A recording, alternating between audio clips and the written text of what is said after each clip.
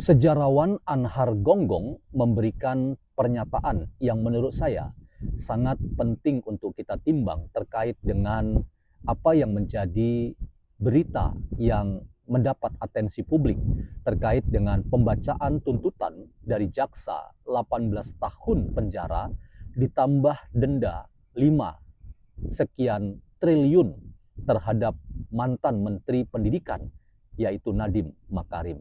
Apa yang dikatakan oleh Anwar Gonggong ini menurut saya menjadi bagian yang sangat menarik untuk kita jadikan sebagai titik sambung antara apa yang kita diskusikan terkait dengan nominal kerugian di atas kertas dari apa yang dilakukan oleh Nadiem kalau itu dianggap sebagai korupsi dengan sesuatu yang jauh lebih besar dan tak ternilai harganya yang dilakukan oleh Nadiem, yaitu merusak sistem pendidikan di Indonesia. Teman-teman, kita akan simak apa yang dikatakan oleh Anhar Gonggong berikut ini. Lalu dari situ kita akan diskusi di sesi yang kedua. Kita simak. Artinya Nadiem sudah mempunyai niat jahat bekerja sama dengan Google. Iya kan? Logikanya kan itu.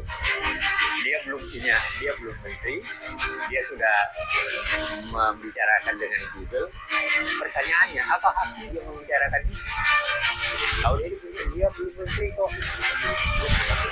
Iya, iya. Itu saja sudah satu tindakan yang salah. Kalau dia bukan siapa-siapa kok mau bicara tentang hal itu, terkecuali kalau dia mau menyarankan, tapi ternyata tidak kan.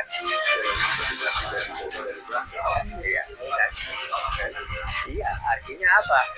Dari sini dia bukan seseorang yang tidak tahu terhadap apa yang telah dilakukan oleh menteri terdahulu. Ya kan, menteri terdahulu dia menyatakan tidak mungkin dilakukan, tapi dengan kerjasama Google maka dia melakukan itu. Jadi artinya sudah ada niat tertentu. Nah, artinya dia ada permainan tertentu. Entah bagaimana caranya.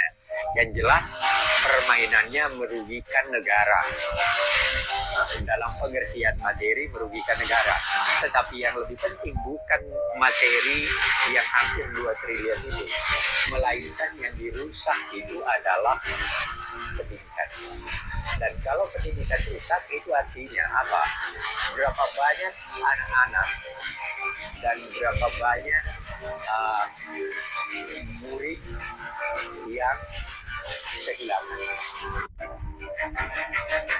Artinya Nadiem sudah mempunyai niat jahat bekerja sama dengan Google. Iya kan? Oke, teman-teman, kita sudahi nonton. Nah, saya ingin sambung ya dengan apa yang tadi dikatakan oleh Profesor Anhar Gonggong yang menurut saya sangat menarik pendapatnya dan ini memberikan insight kepada kita bahwa apa yang kita mau lihat secara kritis pada kasus Nadiem ini, saya setuju bahwa ini bukan hanya soal nominal dari kerugian yang hampir 2 triliun, tetapi ada sesuatu yang dirusak oleh Nadiem dan itu tidak bisa dinominalkan dengan angka berapapun.